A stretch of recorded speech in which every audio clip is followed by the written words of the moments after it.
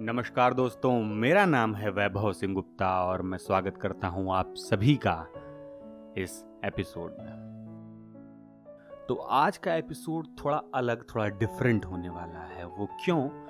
क्योंकि ये मेरे एक दोस्त की कहानी है और मैं उनसे ये बात नहीं कह सकता क्योंकि वो बहुत अच्छे दोस्त नहीं हैं, सिर्फ परिचय के दोस्त हैं और हम कॉमन फ्रेंड हैं। और कई बार मैंने उन्हें इनडायरेक्ट वे में कहना चाहा, लेकिन उन्होंने अपना तर्क देकर इस बात को वहीं समाप्त कर दिया। तो मुझे लगा कि ये उनसे कहना ठीक नहीं होगा क्योंकि वो ये बात समझते हैं, ये मानना नहीं चाहते। तो आइए शुरू करते हैं आज की ये अलग सी कुछ कहानी।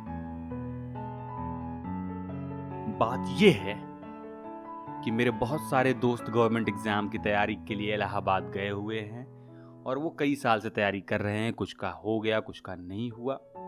सबका अपना अपना टैलेंट है, अपना अपना लक है, अपनी अपनी तैयारी है और टाइम को यूटिलाइज करने का और उसे उपयोग करने का अपना अपना तरीका है।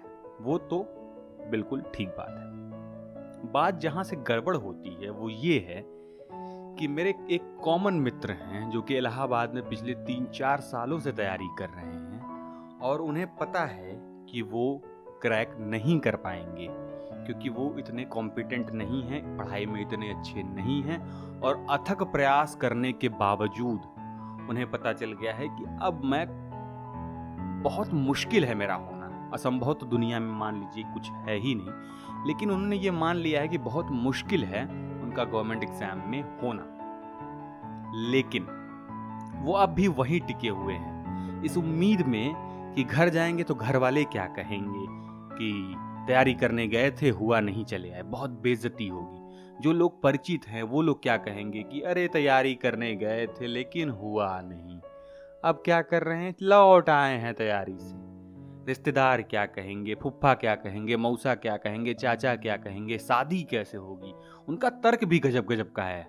यकीन मानिए वो तर्क देते हैं कि शादी नहीं होगी और फुफ्फा क्या कहेंगे, मौसा क्या कहेंगे और दोस्त अब हंसेंगे।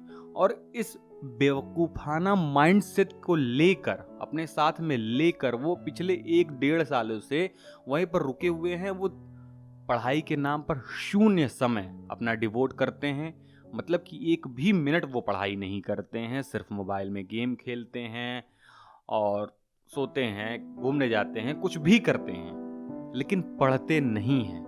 और वो इस डर से गांव वापस नहीं जा रहे हैं पढ़ाई छोड़कर कि लोग क्या कहेंगे।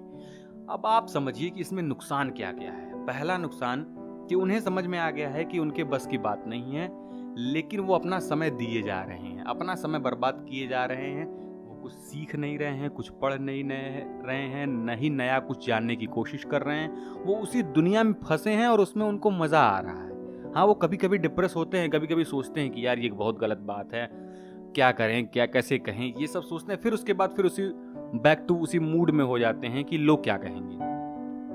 तो इसमें उनका कितना बड़ा लॉस हो रहा है टाइम का कि वो पहली बात तो वहीं पे फंसे हुए हैं, दूसरी बात वो कुछ सीख नहीं रहे हैं और समय बर्बाद किए चले जा रहे हैं। और अगली बात जो ये है, जो नुकसानदायक है, कि वो अपने फ्यूचर को लेकर अभी से कुछ कर नहीं रहे हैं। बस वो इस उम्मीद में बैठे हैं कि कुछ नहीं हो रहा है।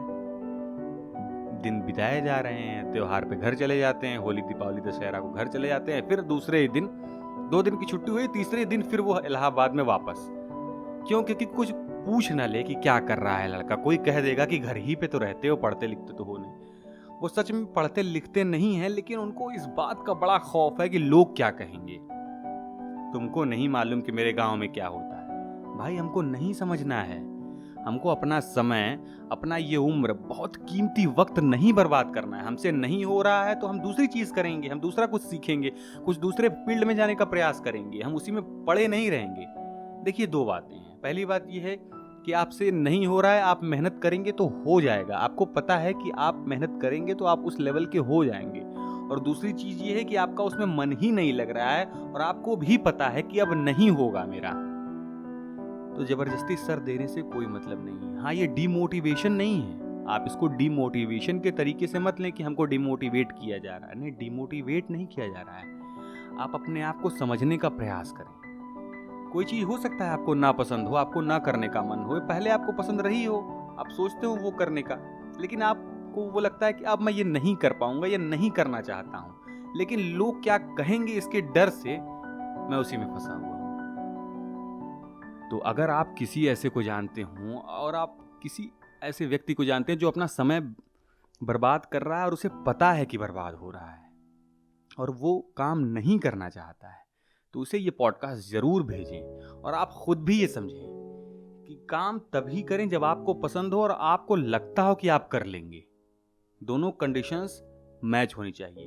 अगर आपको लगता है कि आपको पसंद नहीं है, बिल्कुल पसंद नहीं है, आपको 1% नहीं पसंद है और आप नहीं कर पाएंगे, तो यकीन मानिए आप नहीं कर पाएंगे।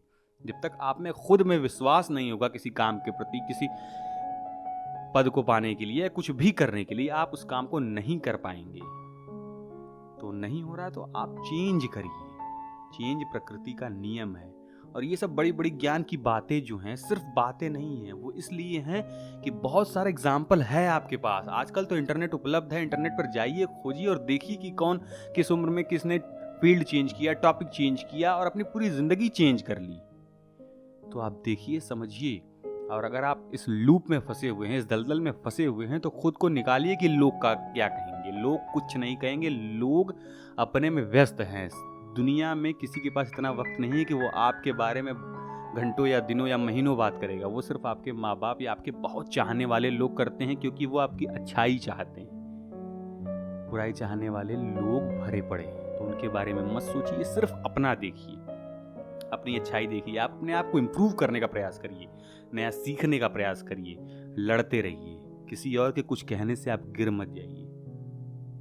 तो ये थी आज की कहानी। मुझे आशा है कि आपको पसंद आई होगी, और कैसी लगी ये आप बताइए ज़रूर। और आज से पॉडकास्ट में हम एक नया सेक्शन ऐड करने वाले हैं, जिसमें हम कुछ अपने टेलीग्राम से और इंस्टाग्राम से जुड़े नए दोस्तों के बारे में बताएंगे। तो पहला एग्जाम्पल हम लेते हैं माया राम जी का। माया राम जी राजस्थान के कोटा जिले के रहने वाले हैं। ये कभी कभी कमेंट करते हैं और कभी कभी, और पिछले बहुत दिनों से ये मुझसे जुड़े हुए हैं, मैसेज करते हैं, और इन्होंने 1-2 बार मैसेज किया तो मैंने अपना फ़ोन नंबर दिया, इनसे 1-2 बार बातचीत भी हुई। इनके बारे में ख़ास बात ये है कि ये दृष्टिबाधित है।